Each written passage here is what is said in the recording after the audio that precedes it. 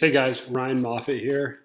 Excited to get back going on these video blogs, what they call vlogs. And as I bring a perspective as a local church pastor about addiction, I wanted to take a minute and actually work on a video on one of the blogs I wrote about addictions and how the rhythms that we live in, the schedules we keep, actually greatly impact our ability to fight addiction and ultimately to pursue sobriety.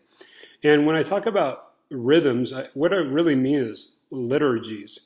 And if you're not familiar with that word, liturgies are intentional practices of creating momentum in our spiritual lives for the right things. And it's a really cool thing, but in the local churches, kind of across America right now, there's a real resurgence in some of the liturgies, some of the sacraments, some of the ancient ways that the church has traditionally worshiped.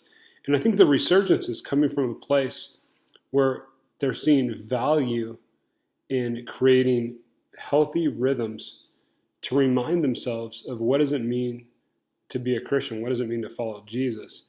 But the truth is, even outside of our churches, we all live in a rhythm.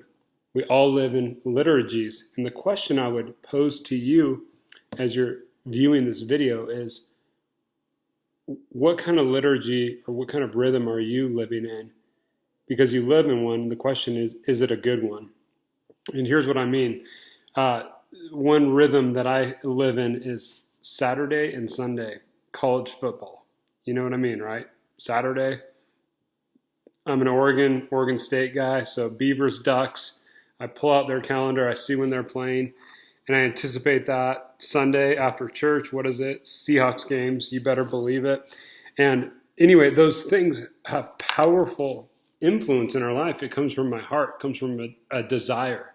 And my desire creates in me, a pregame ritual of sorts. I've got to have this food. I've got to make sure I have these drinks. I got to make sure I have this stuff, because those games are so powerful because I so desire it in my heart. And I wonder sometimes if the ways that we've structured our lives really reflects our desire to be healed, our desire to be sober, our desire to be addiction free. And so my question is, what are your rhythms? How are you cultivating in your life special spots in your daily life, your real life that you're living? Spots where you can actually empower and be empowered from your heart. Do you have moments of quiet reflection scheduled in? Do you have moments of prayer and Bible reading scheduled into your life? Do you have moments where you turn the TV off and you open up a good book or something that will feed your mind and your soul? Because without those moments of input into our lives, and all we ever do is do output, after a while, we'll become hollow, we'll become tired, fatigued.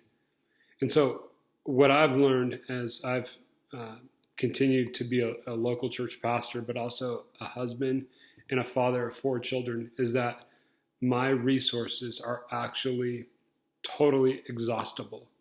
So I've got to be tapped into something inexhaustible.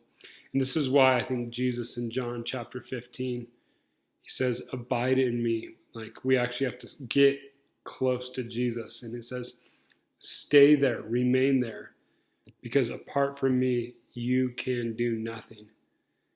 And part of what it means to be healed and becoming more and more fully human as we become more and more like Jesus, the process by which that happens is getting close to him. And so we have to have moments, we have to have rhythms and liturgies in our life where we can get close to him.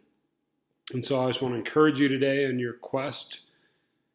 Thanks for listening. Keep going and keep on keeping on. Have a great, great day.